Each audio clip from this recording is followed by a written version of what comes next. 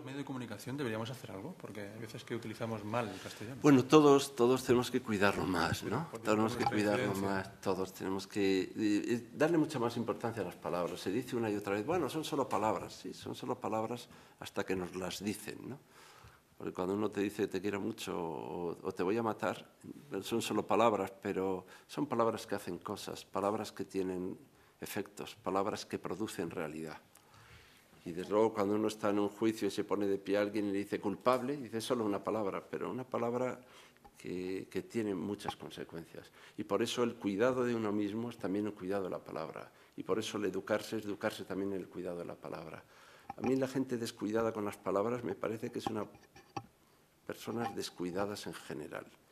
Incluso una palabra desajustada me parece una injusticia. Así que cuidemos las palabras todos. Y si amamos el castellano o decimos amarlo, vivámoslo así. Ministro, otra de las piedras angulares que el PP reitera en relación con el pacto es el tema de la autoridad del profesor.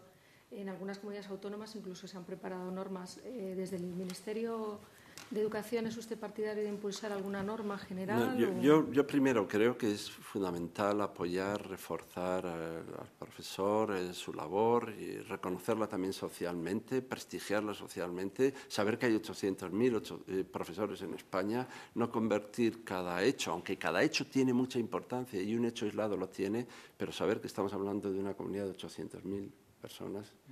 Y por tanto no extrapolar los hechos, que repito que solo un caso ya me parece importante, pero también hay que analizar las cosas con alguna serenidad, ¿no? A veces con la misma ley, en la misma región, en el mismo colegio, a una hora hay problemas de autoridad y a la siguiente no. Y estamos con la misma ley, en la misma región, en el mismo país. Y luego todavía más sorprendente, que el mismo profesor de 9 a 10 no tiene ningún problema de autoridad y de 1 a 2 sí. Esto quiere decir que el asunto de la autoridad es un asunto que está vinculado a la autoridad moral, como he dicho, al refuerzo y apoyo del profesor. También hay que hacer un estatuto docente y dignificar también las perspectivas profesionales del profesorado y hablar bien de ellos, hablar bien de los profesores, incluso en los medios de comunicación, ¿por qué no? Y creer en lo que están haciendo. Y en este contexto es donde tenemos que hablar de la autoridad, porque yo creo que sí que hay una necesidad de concebir lo que significa la autoridad en la sociedad democrática. Venimos de regímenes autoritarios y no tenemos nadie nostalgia de volver a ellos. Pero es muy importante saber cuál es el concepto de autoridad en una sociedad democrática, pero no solo en la escuela, sino en general. Y ahí es donde andamos un poquito despistados, también en las familias, también en nuestros trabajos. Y a mí me parece muy bien que hablemos de eso. Y me parece muy bien que si hay un pacto, como espero, por la educación, incluyamos también aspectos para poner en su lugar lo que significa la autoridad en la escuela. Pero para eso también tenemos que hablar de la autoridad en las familias, ¿eh? Y en la sociedad. Porque nadie puede esperar que el colegio sea un lugar aislado donde hay un concepto de autoridad que igual no coincide con el que hay en las casas. ¿O solo hay problema de autoridad dentro de las clases? No lo sé.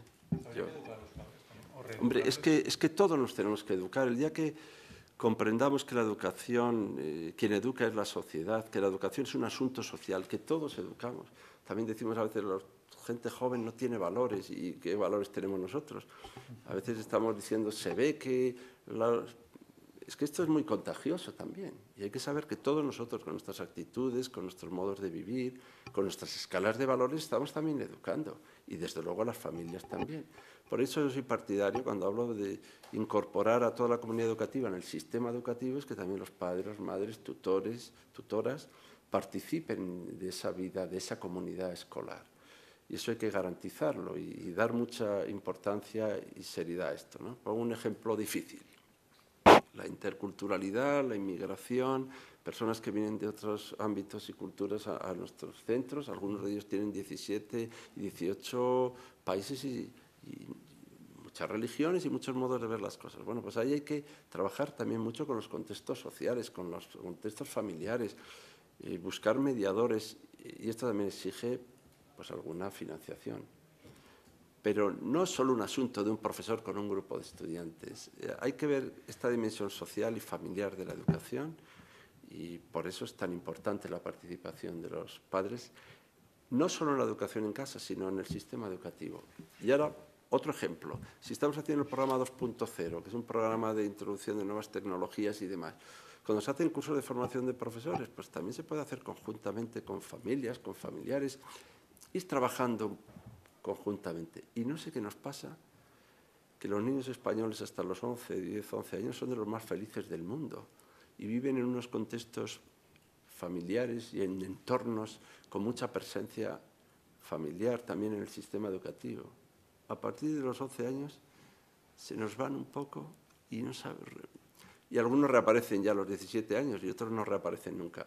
Y tenemos que analizar qué nos pasa ahí. ¿Está el concepto de la libertad de elección también como vertebrador en el pacto? Bueno, hay una cosa que es vertebradora del pacto, que es el artículo 27 de la Constitución, donde se habla del derecho a la educación y de la libertad de enseñanza, ¿no? Y este es el artículo 27.1 de la Constitución. Yo, al hablar del pacto, lo pongo como santo y seña de nuestro espacio. El pacto tiene este espíritu constitucional. Un pacto educativo se inscribe en la Constitución. Nace con ese espíritu y con esa voluntad. La Constitución es un gran pacto, que es un conjunto de pactos. Y uno de ellos es un pacto educativo, también la Constitución. Claro, han pasado 31 años desde la Constitución, 10 años desde que se transfirió la educación. Y probablemente tenemos necesidad ahora de definir lo que significa ese gran pacto que es la Constitución. Bueno, pues tenemos que definir también qué significa hoy la libertad de enseñanza. ¿Qué es eso de la libertad de enseñanza? Desde luego es indiscutible, porque es un derecho constitucional y para nosotros el derecho a la educación. Bueno, pues a mí sí me gustaría que habláramos con seriedad qué entendemos por libertad de enseñanza, porque igual estamos entendiendo cada uno una cosa distinta y eso impide que nos entendamos, ¿no? A veces creemos que perdemos el tiempo cuando hablamos de algunos asuntos así que parecen un poco teóricos, pero a veces no nos entendemos porque diciendo la misma expresión cada uno está pensando en cosas distintas.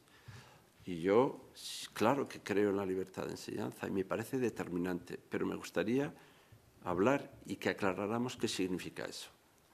Por ejemplo, si tenemos que hablar del concierto educativo o de los centros concertados, que es algo que al amparo de la Constitución y de la Ley Orgánica de Educación está en España asumido, tendríamos que ver qué significa un concierto educativo, qué significa exactamente qué derechos y qué obligaciones se derivan de lo que es un centro concertado.